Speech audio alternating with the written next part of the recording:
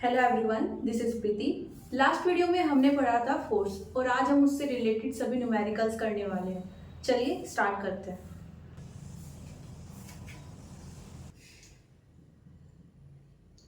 क्या क्या गिवन है हमारे पास?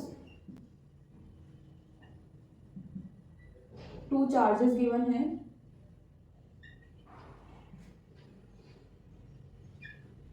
और उनके बीच में फोर्स कितनी है? 0.2 न्यूटन।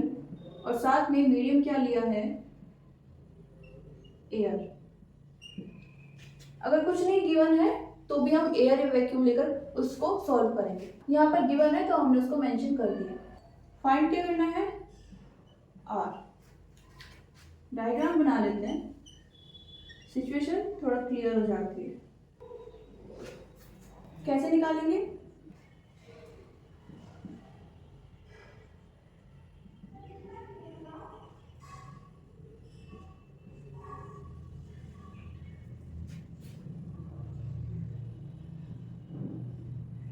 के की वैल्यू कितनी हो जाएगी? 9 इंटू 10 टू द पावर 9।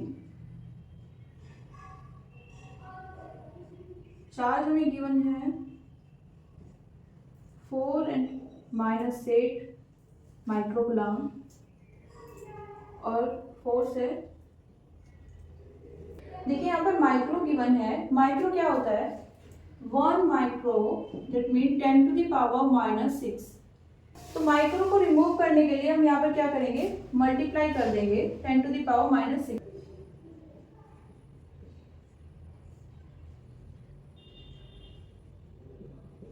ये क्या है? R square. हमें क्या निकालना है? आर निकालना है। तो क्या आ जाएगा?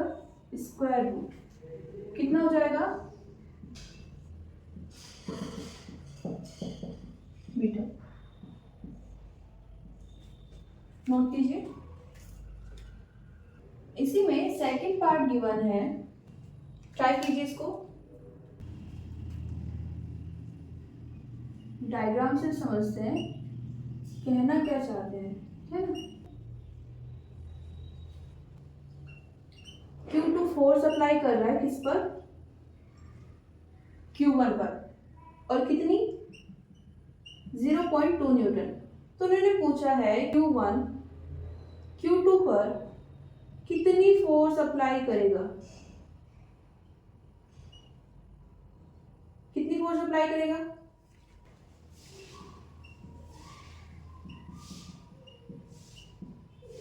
ये है इसका आंसर। और कैसे आएगा? देखो, ये मैग्नीट्यूड है। मैग्नीट्यूड दोनों का सेम होता है। इन्होंने सिर्फ मैग्नीट्यूड की बात की है, डायरेक्शन के बारे में तो इन्होंने पूछा ही नहीं। तो फोर्स सेम रहेगा। क्वेश्चन नंबर 2 सॉल्व कीजिए।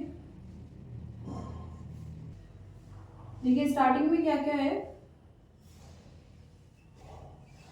ये x है और ये y है। x के पास में कितना चार्ज है? +q और y के पास -q। ठीक है ना। डिस्टेंस गिवन है d और फोर्स कितना वर्क कर रहा है? f की वैल्यू क्या हो जाएगी यहाँ पर?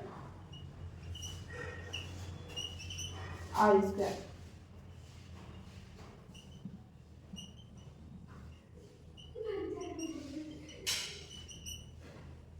मैग्नीट्यूड लेते हैं इसलिए नेगेटिव साइन मेंशन नहीं होगा। ठीक है ना। अब इन्होंने सिचुएशन को थोड़ा चेंज कर दिया है। क्या किया है? 25% charge of x is transferred to y। x का 25% चार्ज y को दे दिया है।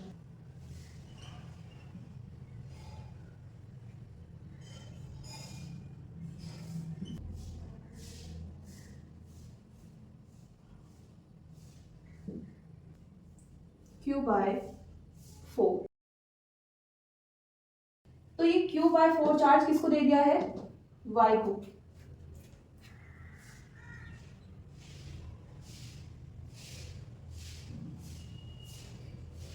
y के पास में चार्ज कितना हो जाएगा?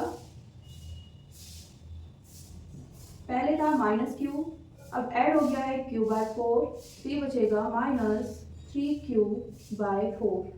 ये है न्यू चार्ज ऑन y। और x पर कितना चार्ज बचा हुआ है?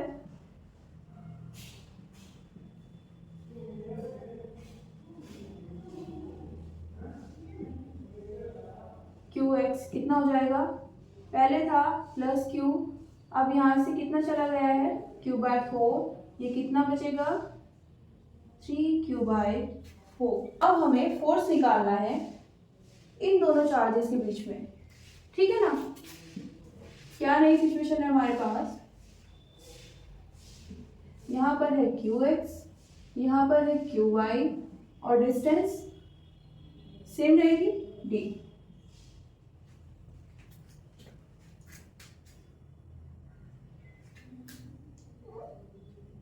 d² होगा यहाँ पर, ठीक है ना। तो नया फोर्स कितना आ जाएगा k qx qy divided by d²।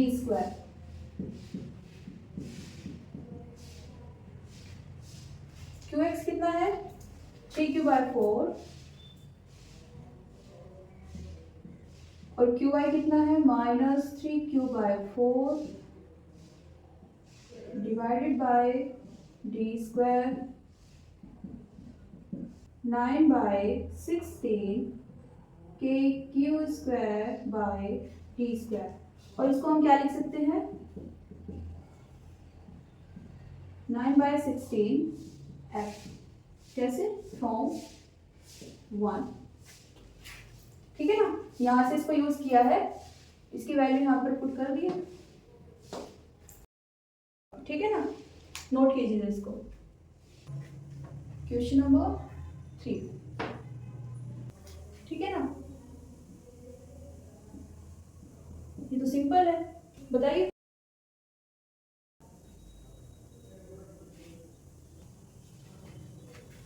Force कितना हो जाएगा k q²/r²। और बी पार्ट में पूछा है, ट्राई कीजिए।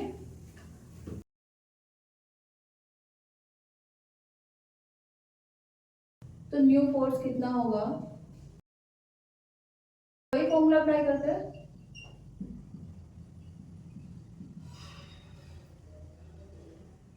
ये कितना है q/2, ये कैंसिल हो जाएंगे और कितना बचेगा r²। मीन्स हम अगर चार्जेस को हाफ कर दें और डिस्टेंस को भी हाफ कर देते हैं तो जो न्यू फोर्स होगा वो भी इतना ही होगा जितना इनिशियल था। नेक्स्ट क्वेश्चन आपके पास है,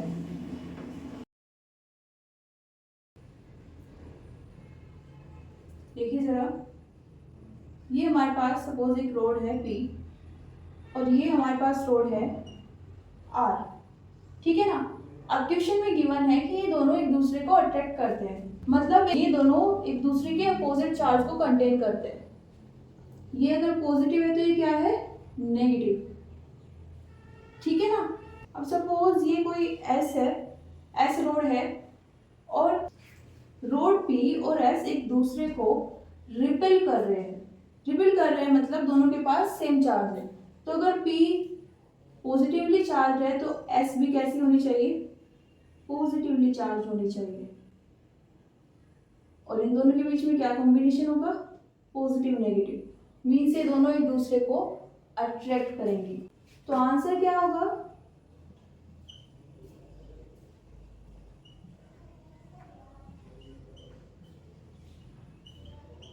अट्रैक्टिव फोर्स वर्क करेगा किसके बीच में, road R and road S के बीच में। अगर आपने ऑपोजिट सिचुएशन ली है तो भी करेक्ट है, उस केस में ये वाला हो जाएगा, ठीक है ना। ये नेगेटिव है ये पॉजिटिव है तो ये कैसा होना चाहिए नेगेटिव। नोट कीजिए। नेक्स्ट क्वेश्चन है हमारे पास, देखिए इस क्वेश्चन में क्या गिवन है, क्या करना है हमें। हमारे पास दो स्फीयर हैं, आइडेंटिकल है, मीन्स दोनों का साइज एंड शेप एक जैसी है और इनको एक दूसरे से d डिस्टेंस पर रखा गया है। ये A है और ये B है।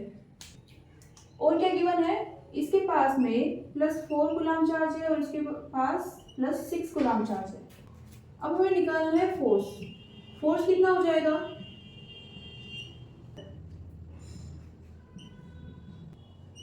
ये आ गया इन दोनों के बीच में फोर्स। अब इन्होंने क्या दिया है कि हमारे पास एक तीसरा स्फीयर है सी, सेम साइज का है लेकिन अनचार्ज है, और इसको एक कांटेक्ट में लेकर आते हैं, किसके साथ, ए के साथ में। उसके बाद उससे रिमूव करके बी के साथ में, और फिर ये दोनों से रिमूव कर देते हैं। तो पहले तो क्या करना है, स्फीयर ए लेना है और उसे किसके कांटेक्ट में रखना है, स्फीयर सी के। अब देखिए जब इनको टच करेंगे तो हमने लास्ट लेक्चर में भी बोला था कि चार्ज वाटर की तरह बिहेव करता है, ठीक है ना। इसके पास कोई चार्ज नहीं है लेकिन इसके पास 4 कूलम चार्ज है, और जब एक दूसरे के कांटेक्ट में आएंगे तो ए स्फीयर सी स्फीयर को चार्ज ट्रांसफर करेगा, और कब तक करेगा, जब तक दोनों के पास इक्वल नहीं हो जाता, ठीक है ना। अब यहां से तो हमें सीधा सीधा पता चल रहा है कि ये प्रोसेस कब रुक जाएगी, जब दोनों के पास में इक्वल चार्ज बचेंगे, मीन्स 2 कूलम।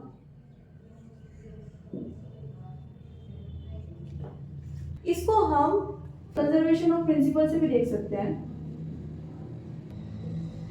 वैसे तो डायरेक्ट हो जाएगा, ठीक है ना, बट अगर सिचुएशन ऐसी आ जाती है कि हम नहीं समझ पा रहे हैं तो इसका यूज कर सकते हैं। इसमें क्या बोला था, कोई सिस्टम है तो उसमें जो नेट चार्ज है वो सेम रहता है, मतलब इनिशियल और फाइनल चार्ज सिस्टम का सेम रहेगा। तो यहाँ पर इनको कांटेक्ट में रखने से पहले दोनों के पास में चार्जेस कितने थे, ए के पास था 4 कूलम और सी के पास में था 0, ठीक है ना। और फाइनली कितने हो गए दोनों के पास में, सपोज हमें नहीं पता, बट इतना जानते हैं कि दोनों के पास में सेम चार्ज आएगा, ठीक है ना। जब सेम चार्ज हो जाएगा तो उस प्रोसेस रुक जाएगा। हम मान लेते हैं कि दोनों के पास में फाइनली क्यू चार्ज आ जाएगा। सोल्व करते हैं, यहाँ से क्यू की वैल्यू निकालते हैं,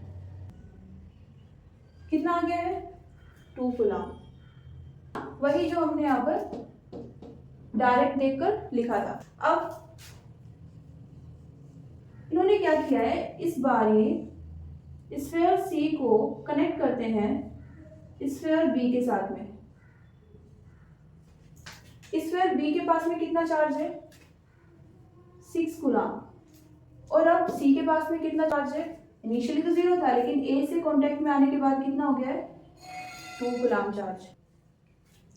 अब नेट चार्ज कितना हो जाएगा, फिर से ट्रांसफर होगा चार्ज, क्यों, क्योंकि अभी भी सेम नहीं है। किसके पास से किसके पास जाएगा, बी से सी पर चार्ज ट्रांसफर होगा, और ये प्रोसेस कब रुक जाएगी, इसी से देखते हैं। Q initial equals to Q final. Initially कितना चार्ज था सी के पास में 2 और बी के पास में 6, और फाइनली सपोज हमें नहीं पता, ठीक है ना, हमने क्या लिख लिया है क्यू। तो क्यू की वैल्यू निकालेंगे तो ये कितना आ जाएगा कूलम चार्ज। मतलब ये प्रोसेस तब रुक जाएगी जब दोनों के पास में 4 कूलम चार्ज आ जाएगा। और ये सिचुएशन आने के बाद में हमने फिर से इन दोनों को अलग अलग कर दिया है, सेपरेट कर दिया है, और अब इसके पास में कितना चार्ज है 2 और यहाँ पर कितना चार्ज है 4। अब यहाँ पर इन्होंने पूछा है इस सिचुएशन में फोर्स कितना होगा, नोट कीजिएगा इसको, कितना हो जाएगा न्यू फोर्स, K इंटू ए के पास में कितना चार्ज है 2, बी के पास 4 divided by distance d square, ठीक है ना। तो ये कितना आ जाएगा,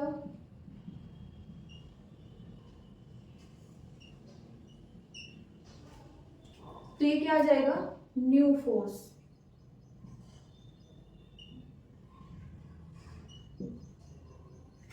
ये वाला फोर्स और इनिशियल फोर्स के बीच में क्या रिलेशन आएगी, 8/24 means new force is the 1/3 times of initial force.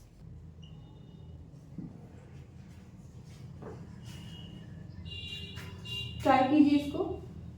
यहाँ पर हमें क्या गिवन है, दो चार्जेस है और उनके बीच की डिस्टेंस कितनी है, r। तो फोर्स कितना आएगा, k q square by r square. लेकिन इन्होंने क्या बोला है कि हमने इसको एक ऐसे मीडियम में रखा है जिसका डाइइलेक्ट्रिक कांस्टेंट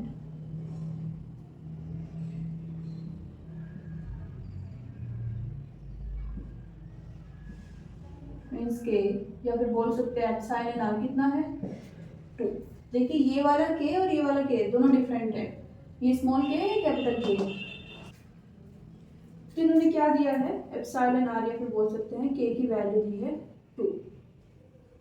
ये कितनी होती है, एप्सिलॉन बाय एप्सिलॉन नॉट। तो यहाँ से एप्सिलॉन की क्या वैल्यू आ जाएगी, 2 एप्सिलॉन नॉट। तो अब अगर आप फोर्स निकालें तो कितना आएगा, F equals to k q square, हम रखते हैं यहाँ पर 4 pi epsilon naught r square. लेकिन यहाँ पर अब एप्सिलॉन नोट नहीं आएगा क्योंकि ये एयर के लिए नहीं है ना। अब इन्होंने एक मीडियम को स्पेसिफाई कर दिया है कि परमिटिविटी कितनी है, 2 एप्सिलॉन नोट। तो हम लिखेंगे यहाँ पे 2 एप्सिलॉन नोट, ठीक है ना। या फिर ऐसे भी देख सकते हैं कि ये हो जाएगा 1 by k Q square by 4 pi epsilon naught r square. Means air में जितना था उसका कितना हो जाएगा, 1 बाय k टाइम्स, और इसकी वैल्यू कितनी है यहाँ पर, 2। ठीक है ना। और इसको क्या लिख सकते हैं, F।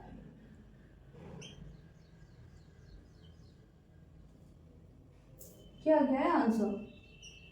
अब जरा देखिए, बताइए कि ये जो न्यू फोर्स है डिक्रीज हुआ है या फिर इंक्रीज हुआ है। पहले का 1 बाय 2 टाइम्स है, मीन्स क्या हुआ है, डिक्रीज हुआ है। ठीक है ना, नोट कीजिए इसको।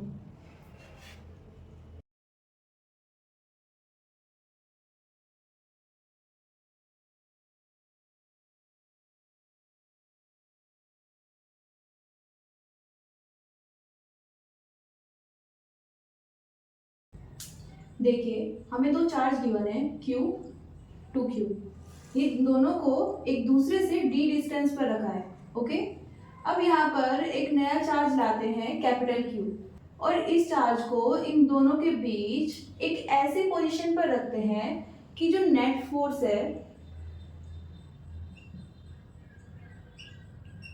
वो कितना है, 0।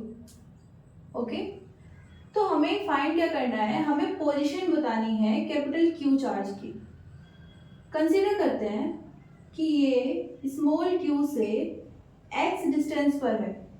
ओके, और जैसे कि क्वेश्चन में दिया है net force acting on q and 2q is 0।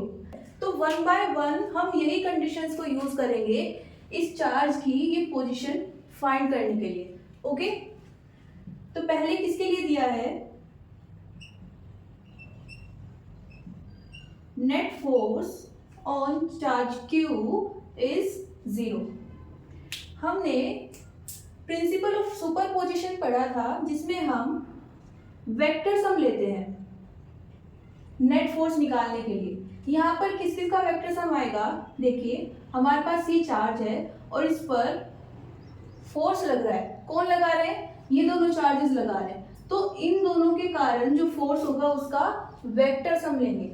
एक बार इन दोनों को लेंगे और दूसरी बार इन दोनों चार्जेस का पेयर लेंगे। ओके,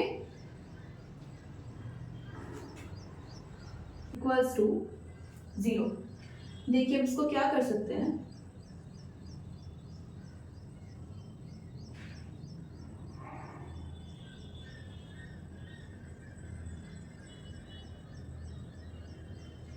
इसका यहाँ पर मैग्नीट्यूड ले लेते हैं दोनों साइड से। ओके, मैग्नीट्यूड लेंगे तो क्या आएगा,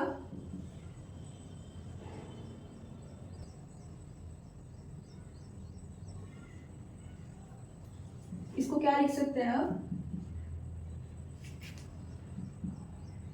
magnitude of the force between small q and capital Q and 2q। Okay, apply करते हैं formula, k q capital Q x square तो d स्क्वायर। ओके, कितना हो जाएगा, ये कुछ टर्म्स कट हो जाएंगी, जैसे ये वाली, इससे कितना बचता है, q divided by x square equals to 2q divided by d square. Okay, ये हमारे पास एक इक्वेशन आ जाती है। इस बार नेट फोर्स किस पर 0 है, 2q पर, तो ये वाला चार्ज लेंगे और किस किस के साथ में पेयर बनाएंगे, एक बार q के साथ में और एक बार कैपिटल Q के साथ में। ओके, तो ये सेम प्रोसेस करना है, equals to 2q capital Q equals to 0। Equals to 0 है तो इसको भी हम दूसरी साइड ले जा सकते हैं, कितना हो जाएगा, negative of force between 2q and capital Q। फिर से सेम चीज करते हैं, मैग्नीट्यूड लेते हैं, कितना आ जाएगा, F2q, फॉर्मूला लगाएंगे,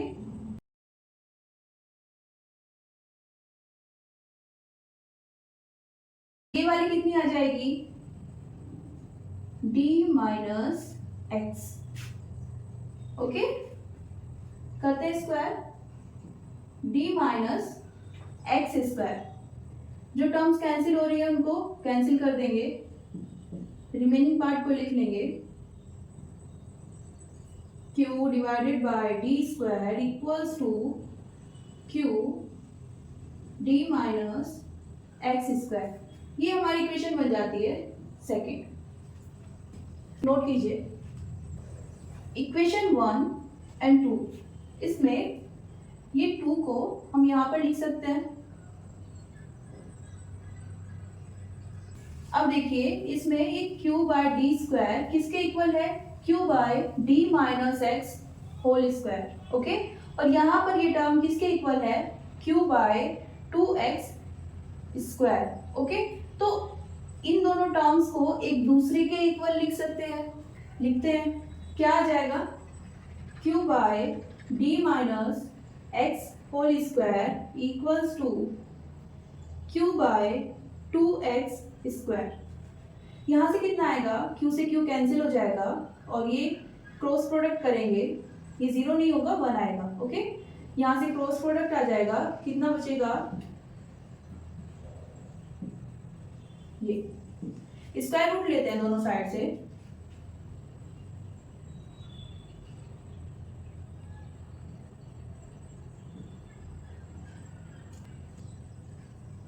okay, 2x plus x equals to d।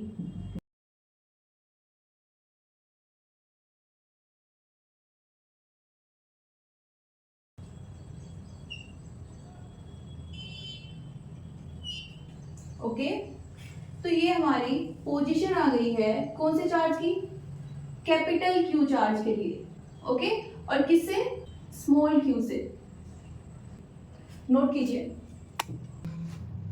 Next question देखते हैं।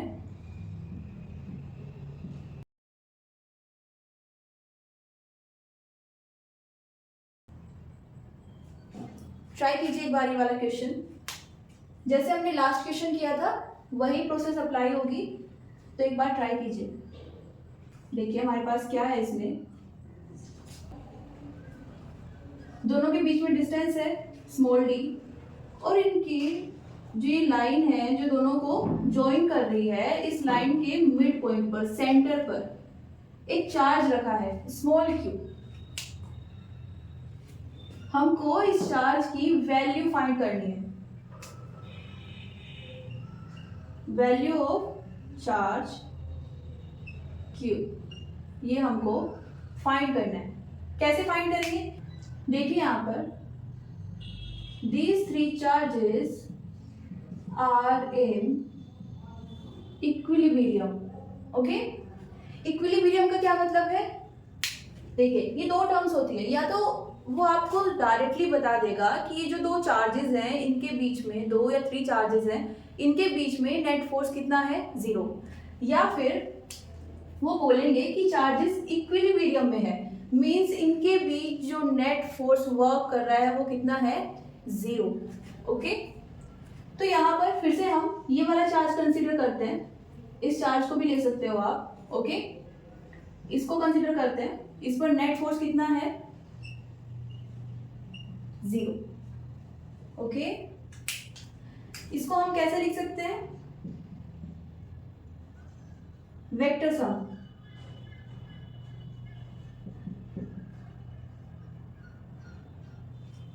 एक बार इन दोनों के बीच जो फोर्स लगेगा और इन दोनों के बीच में जो फोर्स लगेगा, उन दोनों का वेक्टर सम करेंगे। ये कितना आना चाहिए? 0।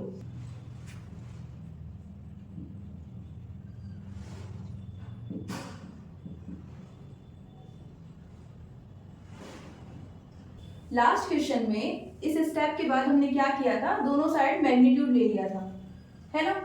इस बार मैग्नीट्यूड नहीं लेंगे। लास्ट टाइम हम क्या निकाल रहे थे? डिस्टेंस। हमको निकालनी थी पोजीशन। ओके, वहां पर हम मैग्नीट्यूड ले सकते हैं, लेकिन जब हमें चार्ज की वैल्यू निकालनी है तब हम मैग्नीट्यूड नहीं लेंगे। अगर हमने मैग्नीट्यूड लिया तो चार्ज की वैल्यू तो आ जाएगी, लेकिन उसके साथ में साइन हमेशा कैसा रहेगा? पॉजिटिव। तो हम इसको एज इट इज सोल्व करेंगे। कैसे? फॉर्मूला अप्लाई करते हैं। फोर्स का मैग्नीट्यूड क्या हो जाएगा? ये वाली डिस्टेंस देखिए, ये सेंटर पर है इन दोनों के। ओके, तो ये वाली डिस्टेंस कितनी हो जाएगी? d/2। तो यहां पर कितना आएगा? d/2 whole square. ये क्या है? फोर्स का मैग्नीट्यूड। और डायरेक्शन के लिए हम क्या यूज करते हैं? Unit vector. इस वाले चार्ज पर ये फोर्स लगा रहा है। ओके, तो किस डायरेक्शन में फोर्स लगाएगा? देखिए, साइन नहीं गिवन है तो पॉजिटिव ले लो। ओके, एग्जैक्ट साइन कैलकुलेशन से आ जाएगा। ये वाला चार्ज इस पर फोर्स अप्लाई करेगा। कैसे? दोनों सेम है तो रिपल्सिव, और डायरेक्शन क्या हो जाएगी? ये वाली।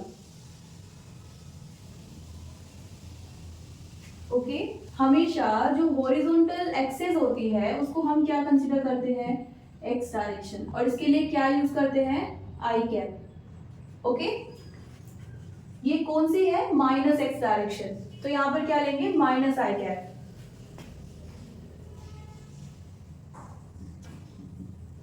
सेम इसमें करेंगे। ये वाला इस पर फोर्स लगा रहा है तो कौन सी डायरेक्शन में लगाएगा? सेम। देखिए यहाँ पर कंफ्यूज मत होना, जिसके ऊपर फोर्स लग रहा है हम उसी के पास में डायरेक्शन शो करते हैं। ये वाला फोर्स लगा रहा है, लेकिन किसके साइड में? किस पर लगा रहा है? Q पर। तो हमने Q के पास ही ये दोनों डायरेक्शंस को शो किया है। नेक्स्ट कितना आ जाएगा यहाँ पर? माइनस आई कैप।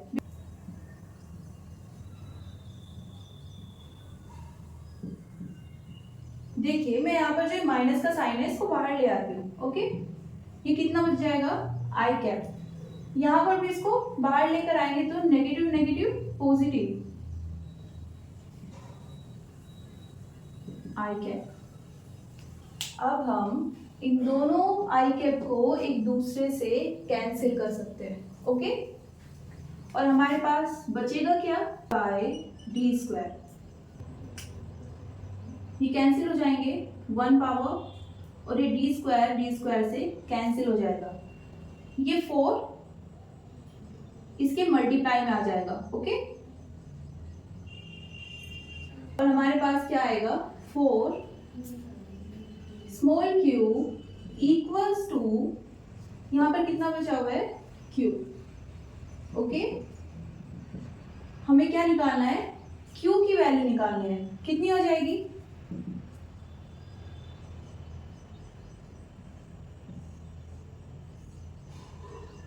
ये आंसर। ओके, नेक्स्ट क्वेश्चन है,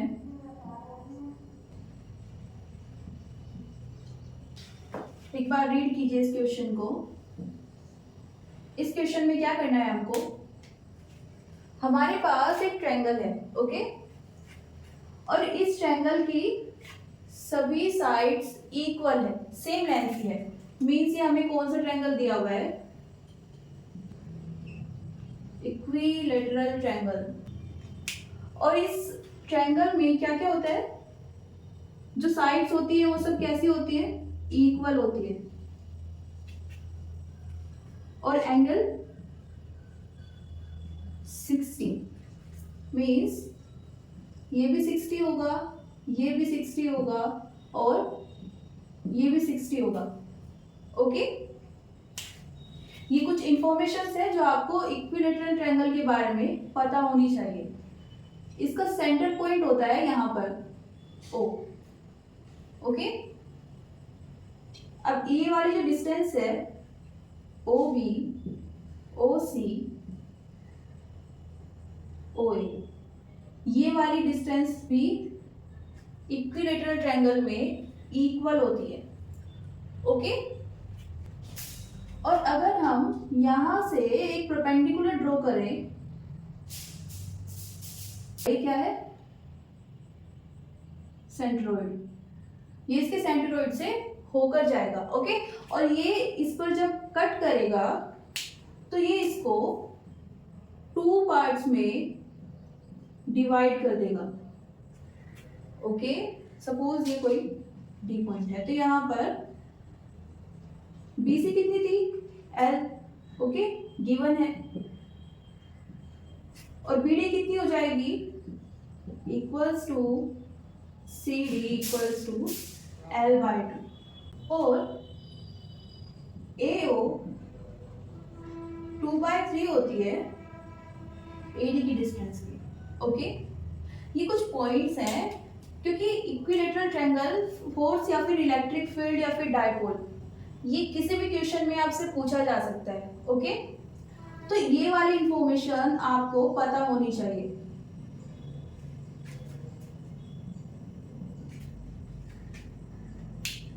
सेम स्क्वायर में भी होता है, ये तो हमको पता ही है, स्क्वायर है तो सभी एजेस इक्वल होंगी। ओके,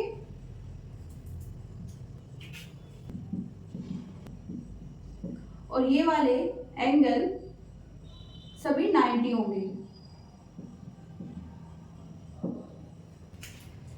इसको क्या बोलते हैं, डायगोनल। ओके, BD और दूसरा डायगोनल AC। ये स्क्वायर का सेंटर। अब यहां पर AC BD डायगोनल के। ओके,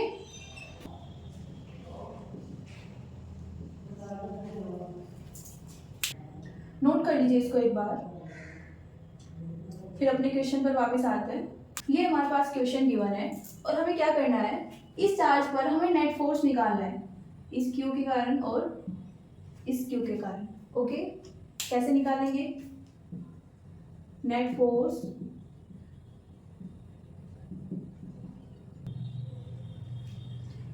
ये इस पर जब फोर्स लगाएगा तो उसकी जो वैल्यू होगी उसको ऐड करेंगे इनके बीच में जो फोर्स आएगा उसके साथ में। ओके, तो ये हमारे पास इक्वेशन आ गई है, इसके अकॉर्डिंग हमें वर्क करना है।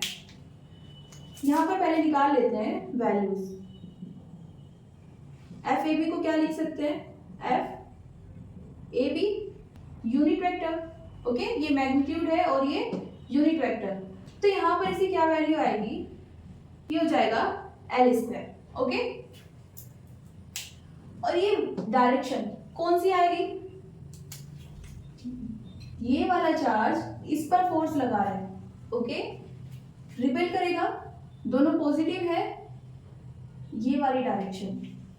तो अभी हम इसको क्या लिख लेते हैं, अलोंग BA। ओके, अब इस डायरेक्शन की हमें एग्जैक्ट वैल्यू नहीं पता है। ओके, कैसे निकालेंगे एग्जैक्ट वैल्यू? सपोज ये हमारे पास कोई वेक्टर है, इसकी हमें एग्जैक्ट वैल्यू नहीं पता है, तो हम क्या करते हैं, इसके कंपोनेंट्स ले लेते हैं एक्स डायरेक्शन में और वाई डायरेक्शन में, और उसको कैसे लिखते हैं,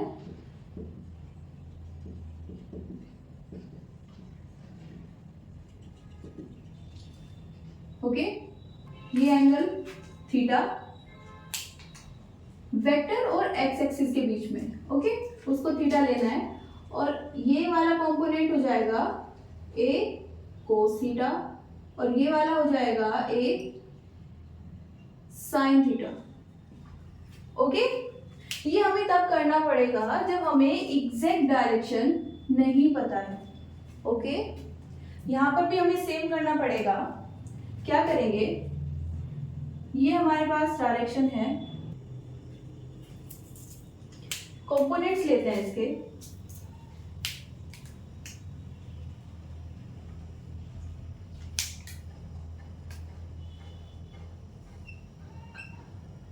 ये हो जाएगा P कोस थीटा, और ये हो जाएगा FAB साइन थीटा। ओके, तो ये जो यूनिट वेक्टर है, ये निकालने के लिए हमें वेक्टर पता होना चाहिए कि कौन सी एग्जैक्ट डायरेक्शन में है। ओके, हमें यहाँ पर नहीं पता है तो हम क्या यूज करेंगे, कंपोनेंट्स को यूज करेंगे, और इसको अब क्या लिख सकते हैं, इसको भी वैल्यू पुट कर लेते हैं, एग्जैक्ट वैल्यू क्या है वो हमें पता लग गया है, नोटेशन यूज कर लेते हैं। ओके, ये क्या हो जाएगा, कोस थीटा, एक्स डायरेक्शन में ना तो i cap, plus FAB sine theta j cap. Okay,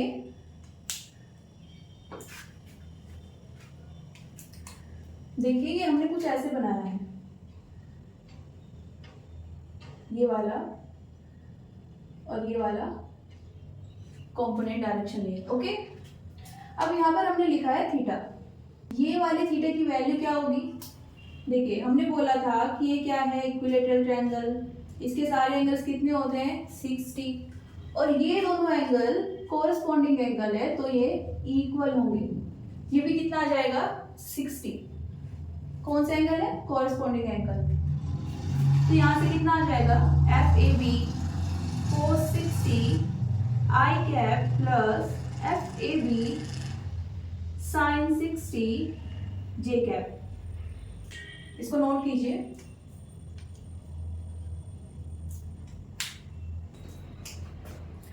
second था हमारे पास जो हमें फाइंड करना था AC वेक्टर, इसकी वैल्यू क्या होगी, K Q square divided by L square, और ये वाली डायरेक्शन क्या आएगी इसमें, ये इस पर फोर्स लगाएगा, किस डायरेक्शन में, इस डायरेक्शन में। ओके, अब ये कौन सी डायरेक्शन है, अलोंग CA, C से A पर जाते हैं, लेकिन हमें तो क्या करना पड़ेगा, कंपोनेंट्स लेने पड़ेंगे, कैसे लेंगे,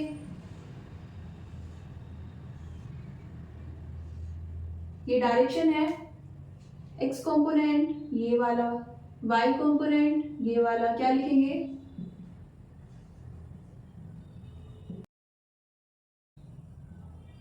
कोस थीटा।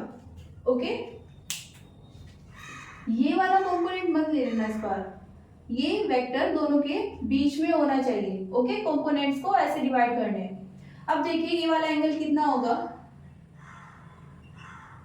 ये कितना है 60, तो ये भी कितना होगा 60, क्यों, कॉरेस्पॉन्डिंग एंगल। ओके, देखिए अब यहाँ पर ये एक लाइन ड्रॉ कर दिए, इस लाइन पर हम यहाँ पर जितने भी एंगल बनाएंगे वो सब कितने होंगे, इक्वल होंगे, और इनको बोलते हैं कॉरेस्पॉन्डिंग एंगल।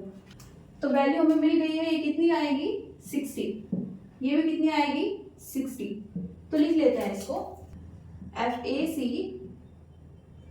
cos 60 माइनस आई कैप, ओके नेगेटिव डायरेक्शन है ना, प्लस FAC ये हो जाएगा sin 60 j कैप, ओके ये हमारे पास आ गई। और इसको सेकंड, फर्स्ट इक्वेशन है हमारे पास। अब यहाँ से इनके वैल्यूज को इक्वेशन 1 में पुट करते हैं, ओके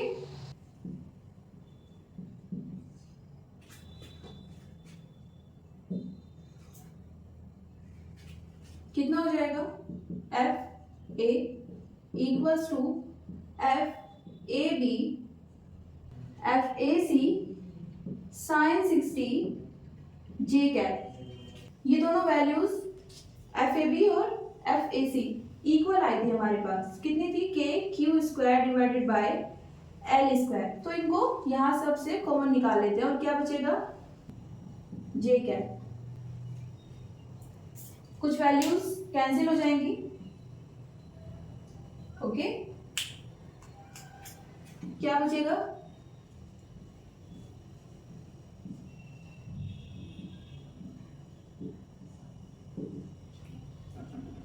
अब यहाँ पर sin 60 की वैल्यू होती है 1/2,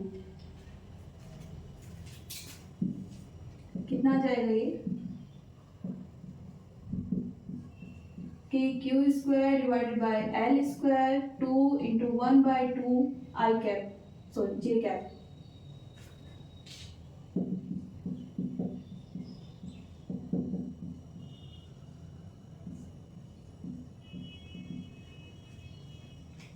ये हमारे पास वैल्यू आ गई है, ओके